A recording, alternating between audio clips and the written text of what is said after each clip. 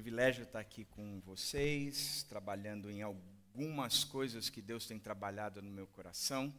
Privilégio vocês terem um corintiano também, de nome André, aqui no púlpito. Ou seja, eu tenho visto que Deus tem chamado Andrés corintianos para falar com vocês. Então, acho bom vocês ouvirem, viu?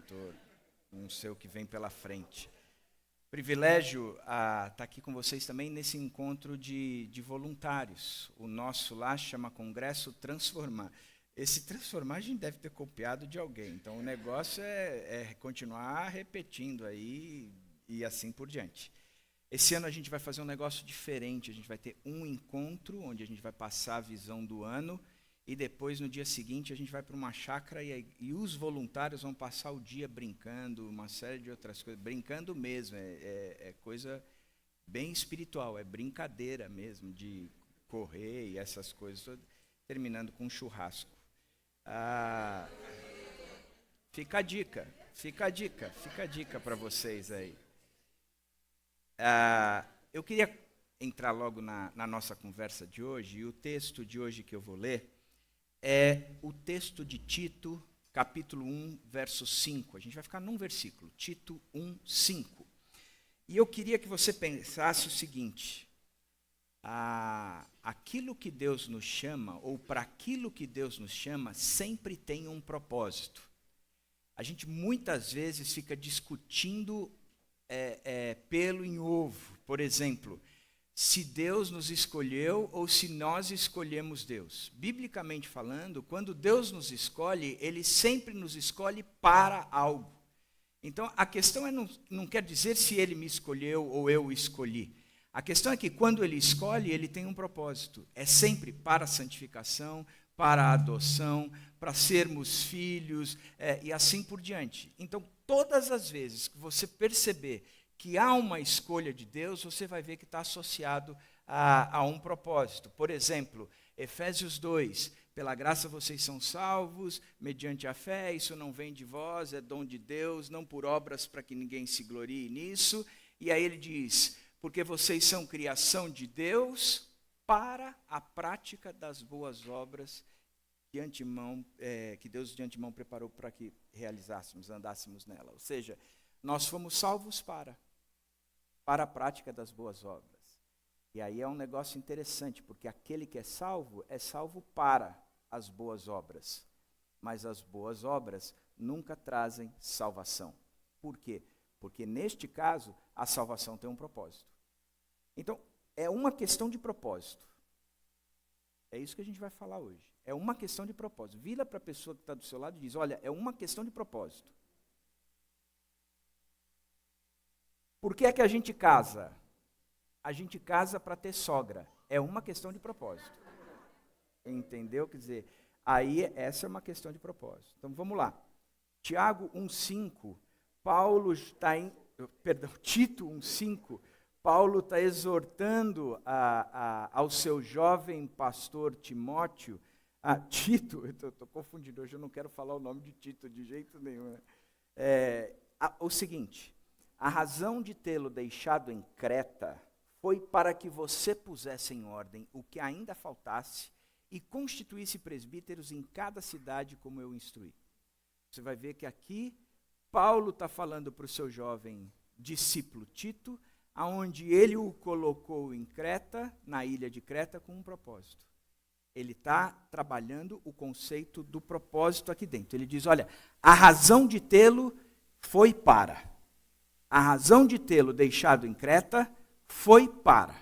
Ou seja, Paulo não partiu de um propósito dizendo, Creta é uma ilha legal, talvez você goste da ilha e vai chegar lá, você talvez goste de viver uma vida de pescador e lá em Creta você vai poder pescar bastante. Talvez você goste de tomar sol, lá em Creta você vai poder tomar bastante. Quem sabe você abre uma barraquinha de açaí, porque lá em Creta é meio litorâneo, assim, você vai curtir pra caramba. Então, eles falam assim, olha, eu tenho um propósito esclarecido, claro para você. Eu quero algo para você. Por quê? Porque Paulo estava trabalhando num conceito onde eu quero, porque eu tenho um propósito. E ele continua dizendo, olha, esse meu propósito, ele tem um lugar. Cara, não é um propósito, vamos ver aonde não, Creta. E Paulo é interessantíssimo, porque Paulo não dá um passo que não seja extremamente planejado e estratégico. Paulo, ele trabalha no operacional, está lá nas pregações, está sendo preso, uma série de outras coisas, mas antes de mais nada, Paulo, ele trabalha no tático, estratégico, de forma absoluta sempre. Ele coloca em Creta porque Creta é estratégico. Ele coloca em Creta porque Creta era a entrada para a Ásia Menor. Da mesma forma como ele vai para Éfeso, e em Éfeso mais tarde ele coloca Timóteo.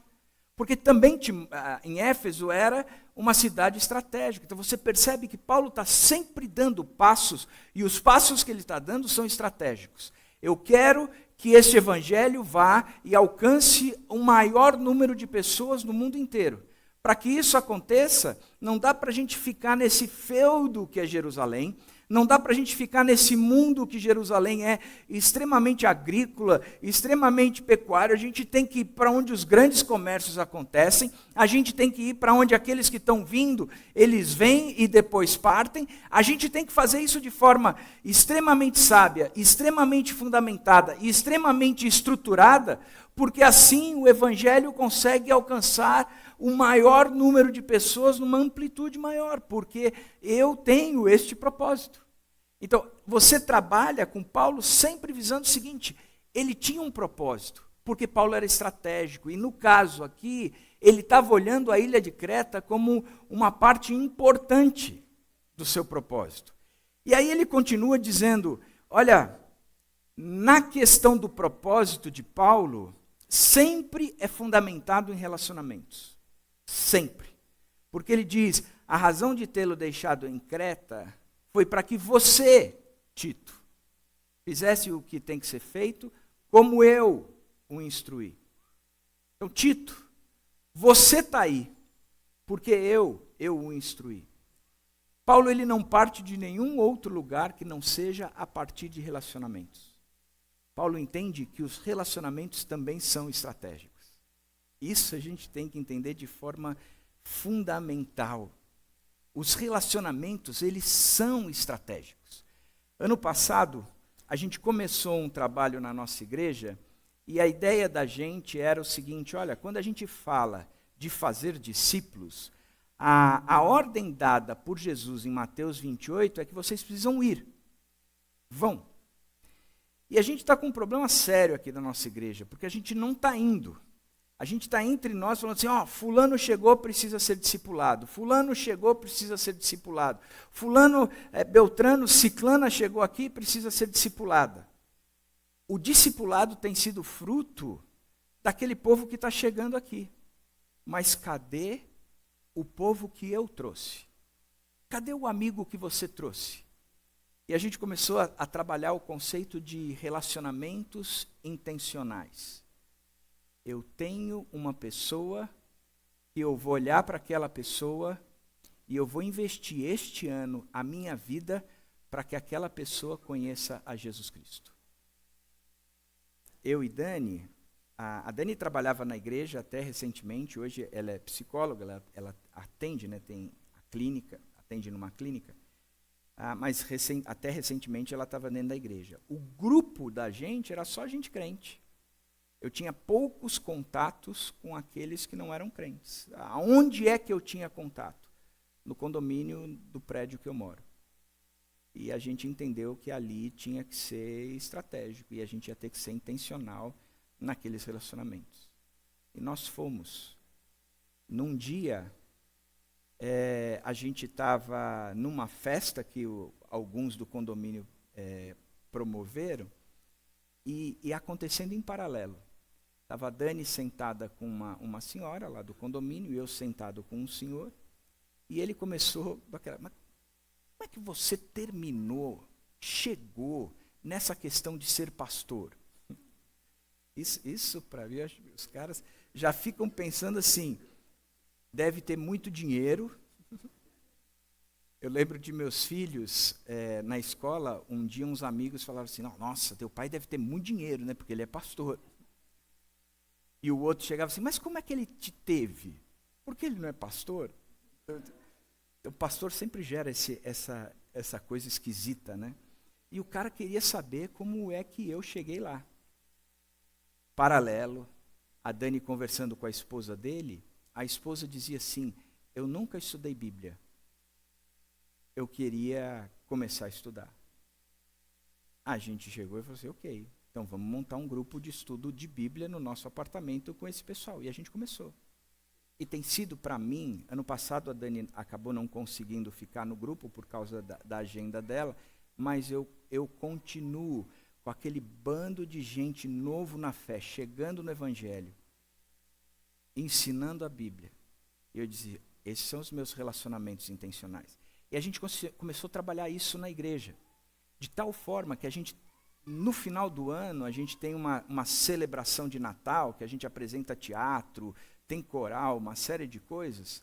Nós apresentamos para 2.000 pessoas. Das 2.000 pessoas, 1.200 eram pessoas de fora da igreja. Relacionamento intencional. Por quê? Porque a gente entendeu que relacionamento é importante. Então, nos meus relacionamentos, eu tenho que trabalhar por propósito. Eu quero alcançar aquele sujeito. Então, você vê que Paulo, ele era estratégico pra caramba, mas ele trabalhava a sua estratégia a partir de relacionamentos. E ele continua dizendo, olha, o que eu quero é que você coloque em ordem aí o que precisa ser colocado e constitua presbíteros em cada cidade. Ele disse o seguinte, eu estou te enviando, a razão de te enviar, o propósito de te enviar para Creta, Tito, é que você ponha em ordem o que ainda faltava. Isso para mim é uma das maiores desafios do cristão. Porque o cristão, ele não é enviado de forma alguma para um lugar aonde ele vai viver um mar de rosas.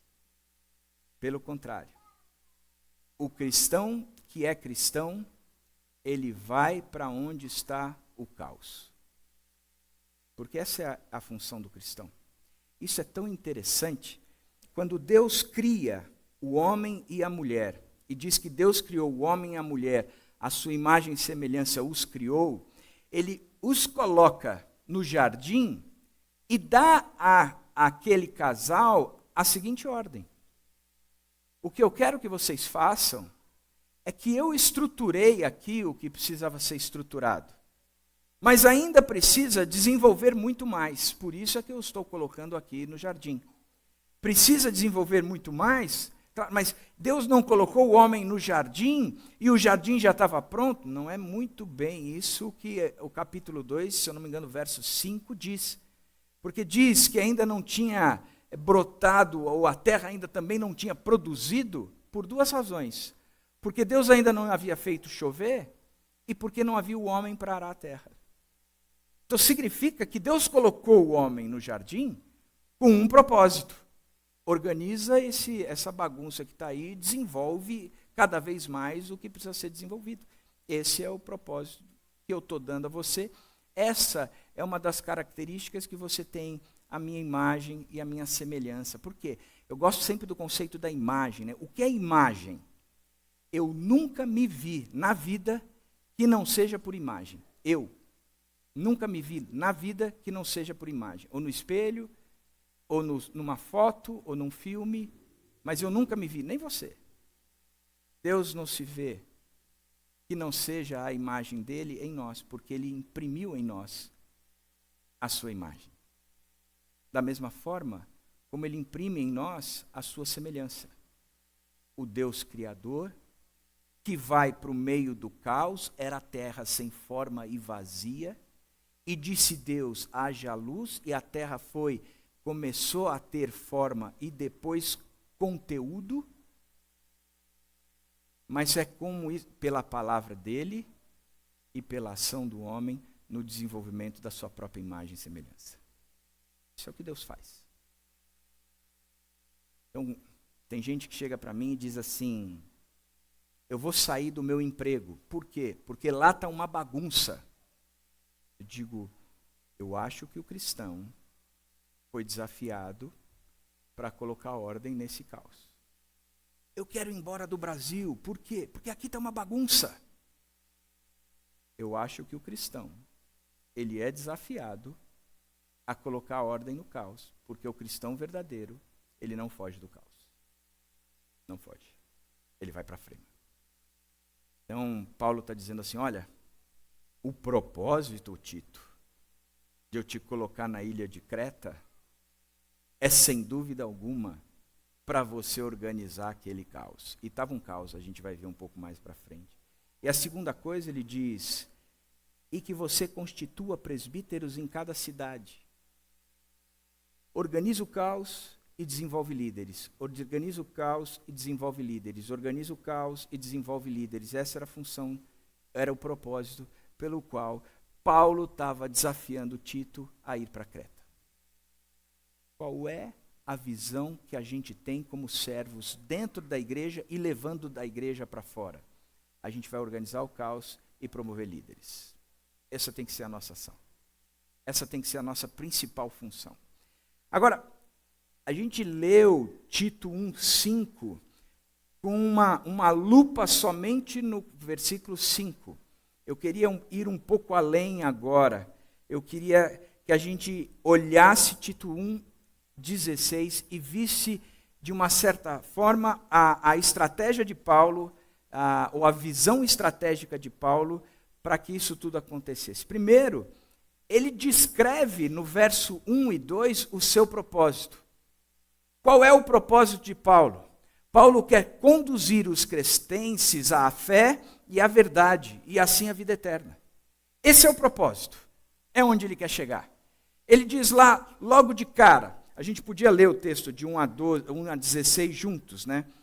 Paulo, servo de Deus e apóstolo de Jesus Cristo, para levar os eleitos de Deus à fé e ao conhecimento da verdade que conduz à piedade. Fé e conhecimento que se fundamentam na esperança da vida eterna, a qual o Deus que não mente prometeu antes dos tempos eternos.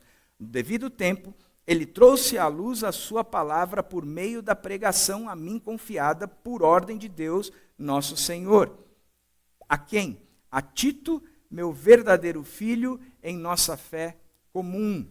Graça e paz da parte de Deus Pai e de nosso Senhor Jesus Cristo, o nosso Salvador. E aí ele continua. A razão de tê-lo deixado em Creta foi para que você pusesse em ordem o que ainda faltava e constituísse presbíteros em cada cidade como eu o instruí. É preciso que o presbítero seja irrepreensível, marido de uma só mulher, e tenha filhos crentes que não sejam acusados de libertinagem ou de insubmissão. Por ser encarregado da obra de Deus, é necessário que o bispo, que o presbítero, seja irrepreensível, não orgulhoso, não briguento, não apegado ao vinho, não violento, nem ávido por lucro desonesto. Ao contrário, é preciso que ele seja corintiano, hospitaleiro, amigo do bem, sensato, justo, consagrado, tenha domínio próprio e apegue-se firmemente à mensagem fiel, de maneira como foi ensinada, para que seja capaz de encorajar outros pela sã doutrina e de refutar os que se opõem a ela. Pois há muitos insubordinados que não passam de faladores e enganadores, especialmente os do grupo da circuncisão.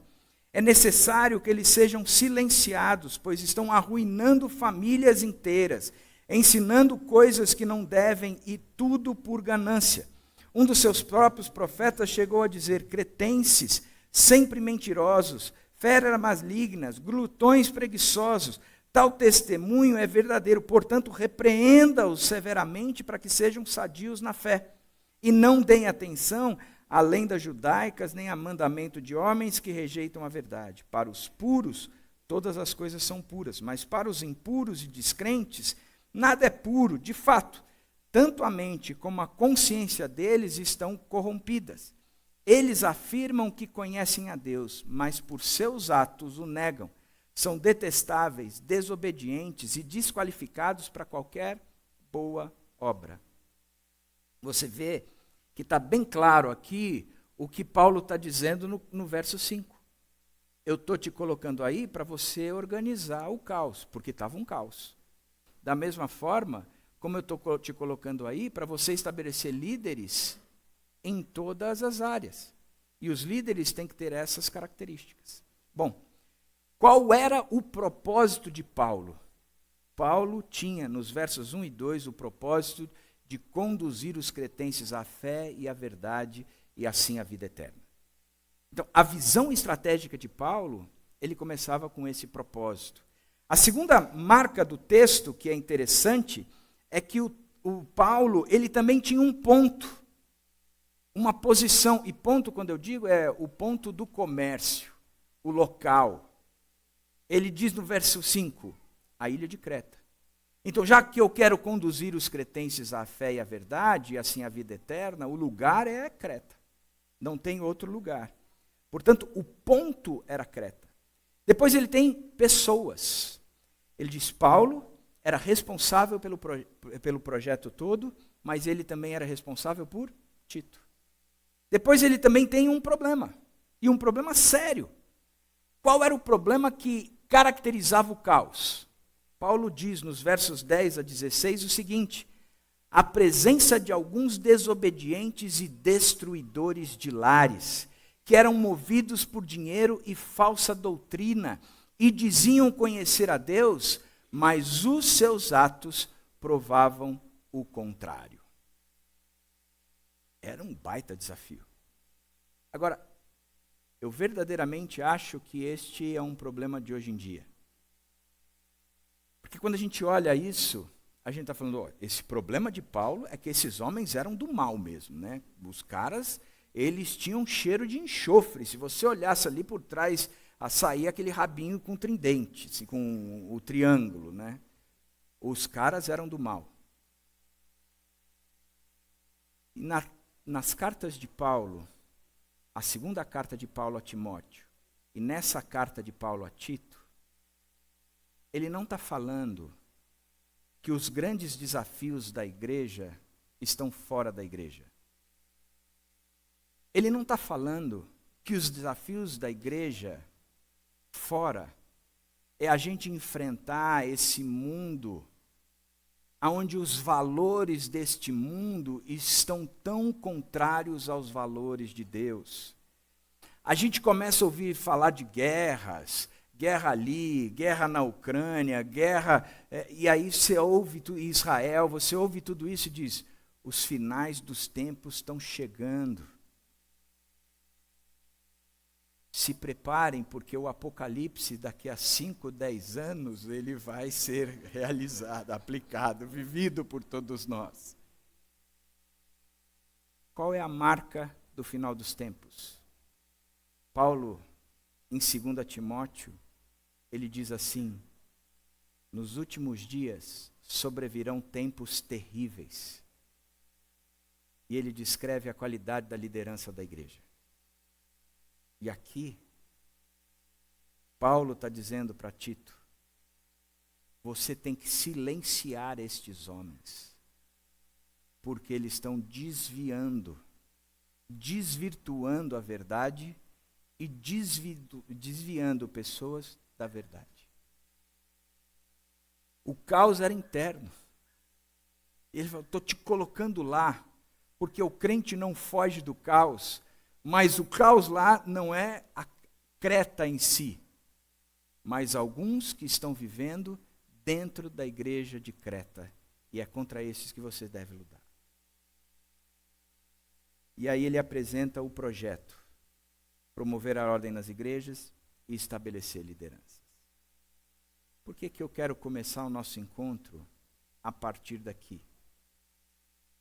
Porque eu quero desafiar você que quer servir na igreja, a terem para si um propósito na sua vida, da mesma forma como Paulo desafiou Tito a ter um propósito na sua vida.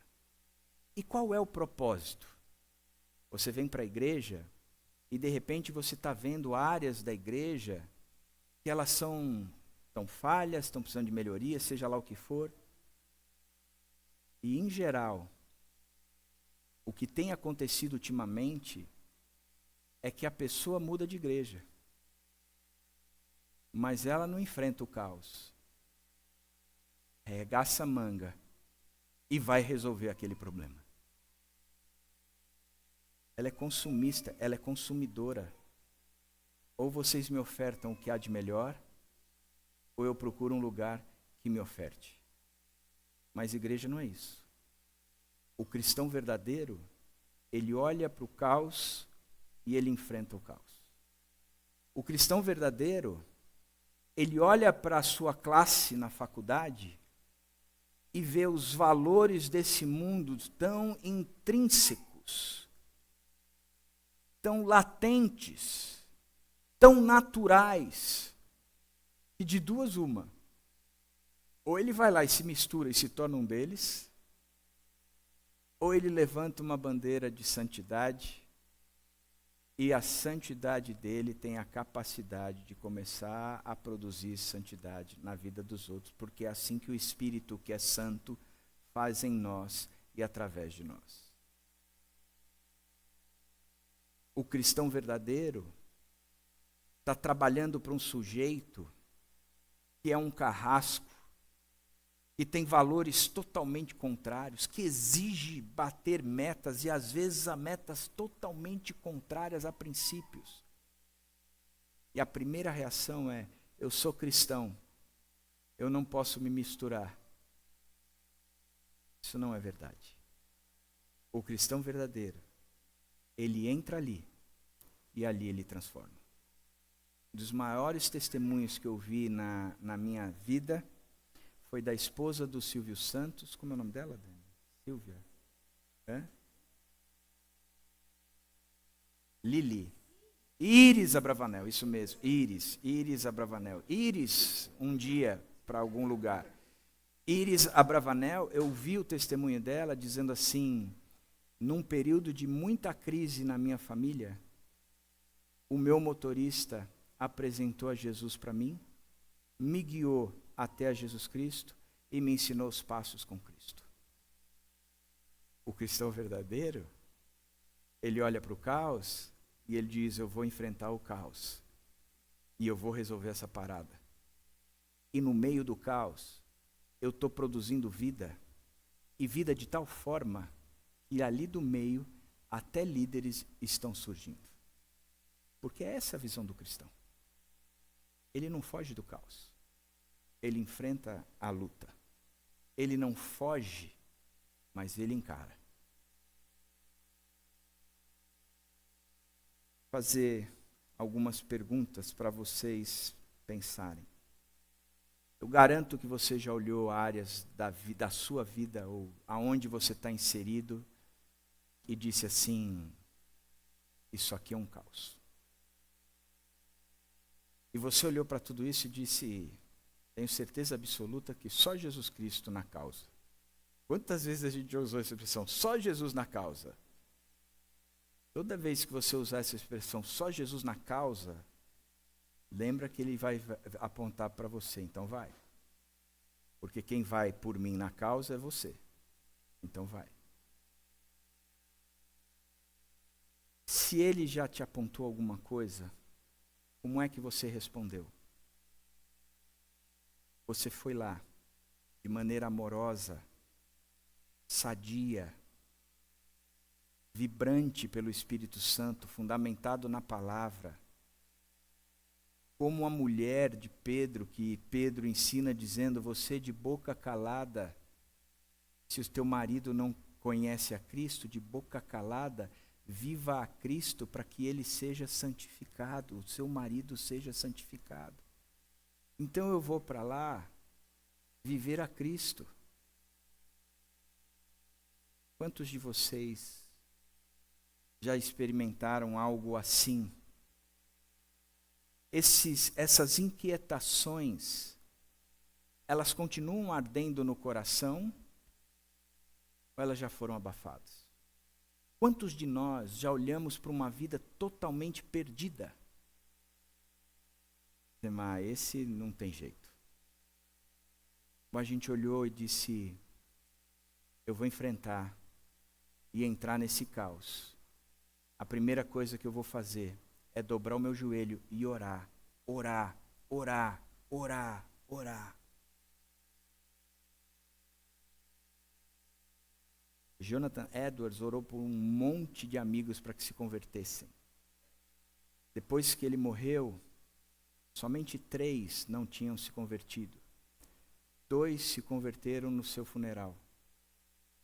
E 1 se converteu mais tarde. Eu vou orar. Porque mesmo que eu não esteja ali, mas o fato de eu estar orando, eu estou entrando no caos. Eu estou invadindo aquela bagunça. Quantos de vocês já viram vidas assim e houve um incômodo? E vocês nunca olharam para um relacionamento intencional de fato, dizendo eu vou começar a orar, para que eu possa entrar ali. O meu propósito é levar a salvação daquele pessoal. Quantos ou quais são os temores? A pessoa não vai querer ouvir, vai tirar barato porque eu sou crente, vai dizer que eu estou louco. Quais são os temores? Eu vou ter que assumir aquele departamento dentro da igreja, vou ter que trabalhar pra caramba, não quero trabalhar. Eu de final de semana, eu só quero sossego. E mais nada. Quantos de vocês têm olhado o caos? E têm arregaçado a manga, investindo de tempo e recurso, para que o caos seja transformado? Eu tenho um amigo que um ministério dele, e o filho é muito bem sucedido, e tem agido da seguinte forma: todos os recursos, e ele tem poupado muito dinheiro. Aquilo que eu tenho poupado para mim, o mesmo valor eu tenho poupado para investir na vida de outras pessoas. E sabe o que ele tem feito? Ele já pagou faculdade de uns, mas ultimamente tem chegado aquelas pessoas todas endividadas, a família toda endividadas, e ele diz, vem cá, deixa eu olhar tudo isso aqui. Ele olha, ele faz um projeto, estabelece um programa, em cima de um planejamento, para que num determinado tempo, aquela pessoa tenha a sua vida financeira saudável, que ele esteja verdadeiramente livre, sem amarras de nenhum ídolo, porque o dinheiro é um ídolo. Recentemente eu sentei com um sujeito que está passando pela mão dele, e ele às vezes injeta grana, a pessoa tem que devolver parte do que foi injetado para que esse movimento continue. Ele às vezes injeta grana, paga de forma com que aqueles juros exorbitantes sejam quitados, sejam abatidos. E recentemente eu encontrei com um que virou para mim e falou assim, eu fiz o casamento dele, as bodas de 25 anos dele recentemente. Ele virou para mim e disse, pela primeira vez, desde que eu me casei, é o primeiro mês que a gente tem um saldo positivo. Esse meu amigo tem entrado no caos. O irmão dele também trabalha numa multinacional, ele entra nos departamentos e diz assim, Senhor, hoje o Senhor me deu 6 pessoas que estão aqui, abaixo de mim, pares e superior. Eu só saio daqui na hora que essas pessoas tiverem ouvido claramente o Evangelho. Impressionante. Ele é brilhante profissionalmente. Diz que o chefe dele, e ele é novo, o chefe dele senta com ele para conversar das crises do casamento. Uma colega dele gosta de ir com ele até São Paulo, às vezes eles vão de Vinhedo a São Paulo, e eles vão discutindo o Evangelho de João. O povo se converte, ele ganha uma promoção. E ele faz o mesmo desafio. Por quê? Porque o cristão, ele vai para o caos. Ele vai para o caos. Você já se pegou pensando, estou velho demais, não tenho a habilidade necessária, não tenho tempo. o cristão ele vai para o caos. E eu quero terminar lendo um texto paralelo de Números 14, 8 e 9 e depois 24. 14, 8 e 9, depois 24. Diz o seguinte: se o Senhor se agradar de nós, Ele nos fará entrar nessa terra, onde há leite e mel com fartura, e a dará a nós. Somente não sejam rebeldes contra o Senhor, e não tenham medo do povo da terra, porque nós os devoraremos como se fossem pão. A proteção deles se foi, mas o Senhor está conosco. Não tenham medo deles, desses inimigos. Mas, como o meu servo Caleb tem outro espírito e me segue com integridade, eu o farei entrar na terra que foi observar, e os seus descendentes a herdarão. 3 coisas rapidinho nesse texto. Primeiro, a perspectiva centrada no Senhor. Qualquer projeto, como o de Paulo, de enviar Tito para Creta, qualquer projeto tem uma perspectiva centrada no Senhor. Se o Senhor se agradar de nós, se o Senhor se agradar de nós, Ele nos fará entrar. A perspectiva é: eu vou lá. E se o Senhor quiser, Ele vai organizar aquilo ali por meu intermédio. Mas eu vou lá. A segunda coisa, toda a confiança depositada no Senhor. Não tenham medo, disse. O Senhor está conosco. A dimensão do Senhor está conosco, eu acho que é muito mal crida por nós. Portanto, é muito mal vivida por nós. Digo que é mal crida porque nos meus atendimentos, eu tenho visto gente desesperada por circunstâncias e situações. Esse desespero, ele revela a falta da crença de quem Deus é de fato. Porque se eu entendesse quem Deus é de fato, eu não precisaria entrar nesse desespero todo. Porque eu sei quem tenho crido. E eu sei que Ele é poderoso. Paulo diz essas palavras perto da sua própria morte. E a terceira coisa é a obediência radical ao Senhor. Se o Senhor me enviou, eu vou. Se o Senhor me enviou, eu vou. A Dani me ensinou uma coisa que eu ensino para todo mundo. Obedecer, ele parte do princípio que eu não estou de acordo. Porque se eu estou de acordo é conivência. A obediência, ela não precisa estar de acordo. A obediência, ela precisa estar certa de quem está falando e aquilo que foi dito. Eu não creio nas promessas do Senhor por causa das promessas. Eu creio no Senhor das promessas. E aquilo que Ele disse, eu faço. Por que é que eu faço? Eu faço porque eu creio no Senhor. Então é essa obediência radical. Pastor falecido já chamado Paulo Solonca, eu era moleque, eu vi ele pregando uma vez, ele conta de um movimento desse que Deus o desafiou a ir para o caos. Ele estava limpando, ele morava no sul, estava limpando o sistema de aquecimento dele, da casa dele, era um sistema que era a gás e sujava muito, e ele estava ali limpando. E ele sentiu do Senhor o seguinte: olha, atravessa a tua rua, vai na casa do fulano de tal, agora e conta, ele está precisando, vai lá. E o pastor Paulo disse assim: ok, me deixa terminar de limpar esse meu forno aqui, e eu vou. Enquanto ele está limpando, ele ouve um barulho do tiro. Ele chega na casa, o sujeito tinha se matado e estava com um bilhete dedicado ao pastor Paulo. Imagina. Passado um tempo, ele sentiu o mesmo desejo de ir conversar com um médico numa outra cidade. Diz que o médico era ginecologista, ele chegou lá, sentou na sala, só mulheres, não tinha agendado horário. O médico sabia quem ele era, foi atendendo todo mundo e deixou ele por último.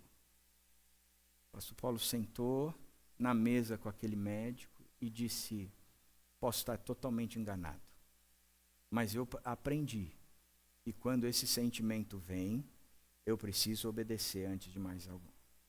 Então eu estou aqui porque eu estou preocupado com você. Eu estou aqui porque eu quero saber como você está. E foi conversando.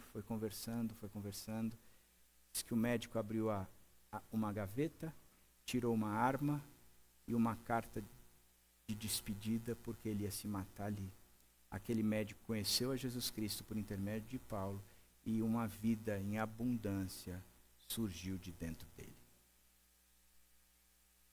Uma perspectiva centrada no Senhor, toda a confiança depositada no Senhor e a obediência radical ao Senhor.